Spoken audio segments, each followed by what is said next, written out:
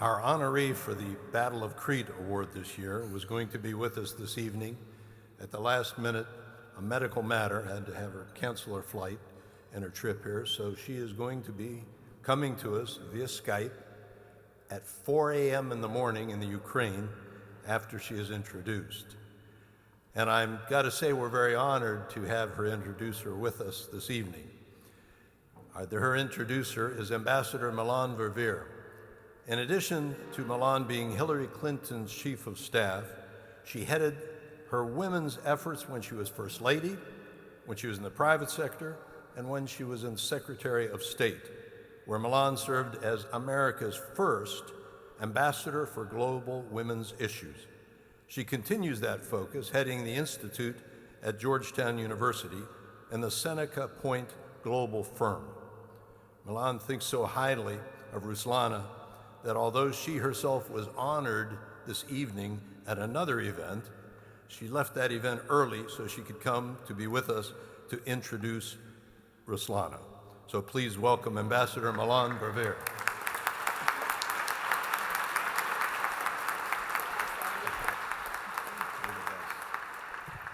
Thank you, Andy. Good evening, and I'm so glad I made it. It is an honor to be here with all of the guests, the ambassadors, Admiral Stavridis, and to say to the Foley family, we all so grieve your loss and are with you in ways that you don't even know, I'm sure. It is a real honor for me to be here tonight to introduce the awardee for the Battle of Crete Award. Yes, she is an internationally acclaimed pop singer, but that does not begin to describe her. She is a patriot who cares passionately about her country, its democracy, independence, and freedom. In 2004, when Ukraine was threatened with a sham election, she used her celebrity during the Orange Revolution and joined tens of thousands of her fellow citizens in Independence Square, the Maidan, to stand with them and rally them on behalf of a democratic Ukraine. She has served in Parliament. She has fought for reform, particularly the reform of Ukraine's criminal justice system. She has championed human rights, and she has led the fight against human trafficking, a terrible scourge that extracts a toll on women and girls in Ukraine, as it does in so many places. They are enticed with the prospect of good jobs, and instead they are thrust into a nightmare. They disappear, never to be heard from again. She produced video clips to alert women and girls in her country and the world to the dangers posed by traffickers, and she worked with the United Nations on a campaign of which her song, "Not for Sale," became an anti-trafficking rallying cry around the world. And last year, when Ukraine was threatened by pro-Kremlin forces, she became the protest leader on the Euromaidan, again rallying her fellow citizens night after night for hours on end in the freezing cold, keeping up their spirits as they stood for Ukraine's integration with Europe, as they stood for justice and for dignity and for freedom. As the situation became grave and the crackdown began, and with it the violence that stole lives, it was her voice on the loudspeaker in the midst of the chaos and the horror, singing the Ukrainian national anthem, emboldening her countrymen and women. She received death threats. She was told she would be killed if she didn't leave the protest, but she kept singing, and she kept believing in a better future for her country. She has been compared to Joan of Arc. She has been acclaimed as a true heroine of Ukraine. And earlier this year, the First Lady of the United States presented her with the International Woman of Courage Award for her steadfast commitment to nonviolent resistance and national unity in the fight against government corruption and human rights abuses.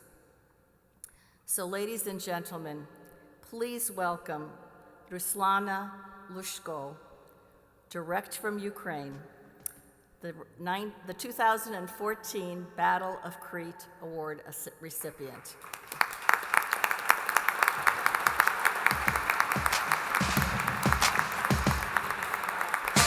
You can be amazing, you can turn a phrase into a weapon or a drug. You can be the outcast, to be the backlash of somebody's lack of love. Thank you, Melanne. Thank you, everybody. Dear Melanne, dear Americans, dear guests, and prominent people, and everybody. Before I will say something, allow me to say sorry that I'm not with you, but of course I'm with you. I love you, and thank you, thank you, thank you. I'm honored that the board of the Washington Oxi Day Foundation has chosen me for the Battle of Crete Award, an honor previously received by Nobel Prize winner Aung San Suu Kyi of Burma and others. I am pleased that receiving similar awards with me this evening are the former President of Israel, Shimon Peres, and brave American journalist, James Foley, who gave his life exposing to the world the tragedy unfolding in the Middle East. We not forget the role that the women of Crete, Greece played in the first citizen counterattack encountered by the Nazis in the World War II. We must also honor the memory of the 1,000 Cretan women killed by the Nazis and 500 sent to concentration camps. If each of us says oxy or no to aggression and repression, we can make all the difference. Ukraine's pain is great. Deaths, more than 1,000 in captivity, hundreds and thousands refugees, destroyed territories, broken and lost lives. We are suffering and consequences of Putin's aggression. Ukraine is in need of strong defense and support from the world. We want justice and punishment for those who committed crimes and murders at Maidan. We need to establish control over the authorities and their actions. The idea of new country is bare in the society. Old system against which Maidan stood up needs to be replaced by a new model. We will show the unique Ukraine, through Ukraine, what we can give to the world. What in my heart after 10 months of fighting? I lost sleep. I hear voices of those suffering. I lost fear and I'm not afraid of threats. I want of Putin live in Ukraine.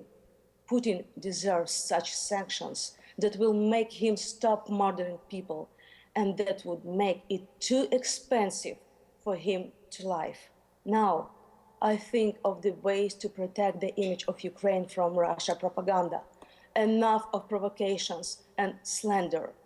To collect more humanitarian aid for the children and those who are ill in the eastern Ukraine. Baby food, diapers, medicine.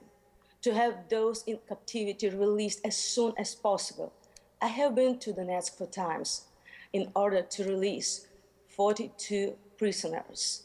Now, my list is 1,000 of those in captivity or missing.